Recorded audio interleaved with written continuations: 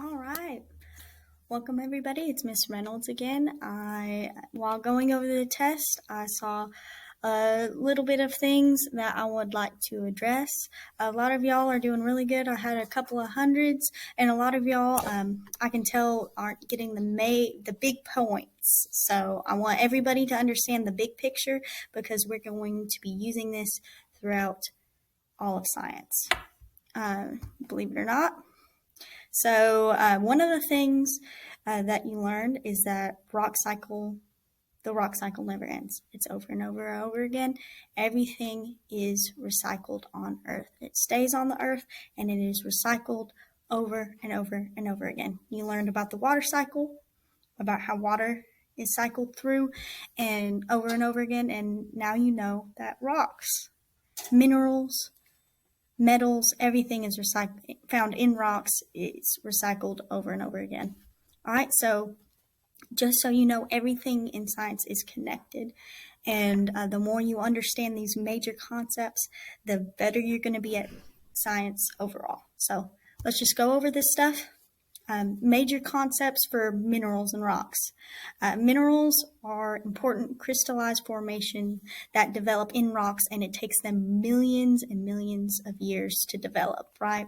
So these things can include conglomerations or groups of elements such as copper and gold, not just the single element, but groups of them, copper, gold, and then also crystals, things that we would think of as crystals like diamonds, quartz, those types of things, right? But they can be found inside rocks.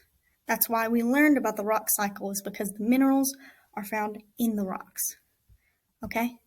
So that's why those minerals, those things that we use, like diamonds, like copper, like gold, are created and recycled throughout the process of the rock cycle. So one thing that I want to point out is that it's reused over and over again, but it takes millions of years to do that. And that means that there's only a certain amount of metals, crystals, minerals on this earth at a time. And that means that we could use them all up. It's possible. Not saying we are, but it's possible we could use them all up before it's taken the time to reform, the millions of years it takes to reform through the rock cycle. So this is important stuff. So right here, you see some of the things I want to point out to you. So minerals are crystals, so they form through crystallization. Crystallization can happen with igneous rocks, and since igneous rocks are cooled down molten rocks, then there's going to be a lot of minerals near volcanoes, okay? So this is important because where all these minerals, all these resources are, is going to impact the wealth of the people around them. Okay, so this is important stuff.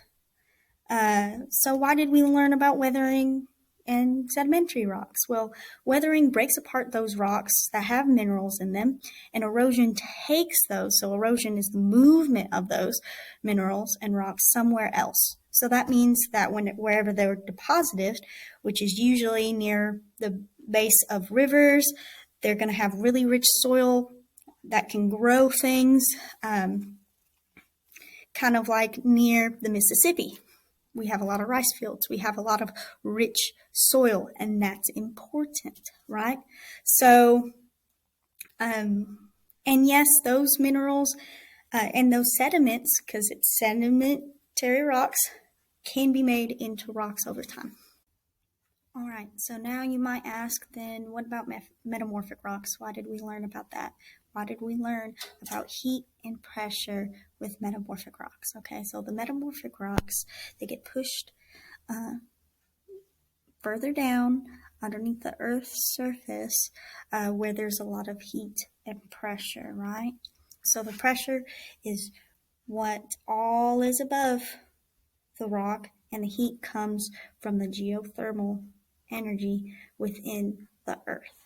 Okay, so that heat and pressure can change both the appearance in the rocks and what is inside of them, including the minerals. Okay, so the material, the elements aren't taken away. It's kind of like whenever you're baking a cookie, it's still, whether it's a cookie or whether it's flour, sugar, eggs, it's made of the same stuff, but it's transformed with that heat. Okay, so if you have flour and you mix it with eggs and sugar and you put some powder in there, some baking powder and cookies, you mix it up, you put it in the oven, you're going to have a different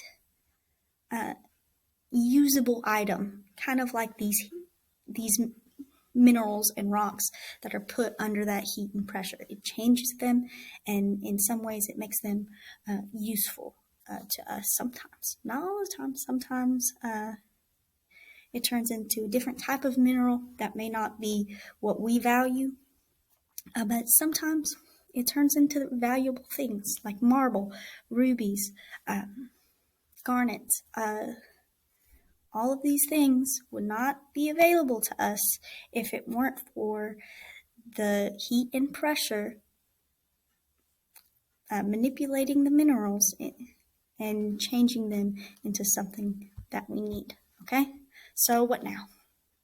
All right, everything that we talked about today, we are going to bring with us, and we're going to take all that information and we're going to use it for the rest of your life, but particularly for our next unit. All right, so we're going to be learning about the distribution of these resources and minerals, and we're going to be talking about how we're going to survive, how we're going to make money. All right, if we're going to do that, we're going to need to know where the resources are at, where the minerals are at. So thank you for watching, listening, and let me know if you have any questions. All right.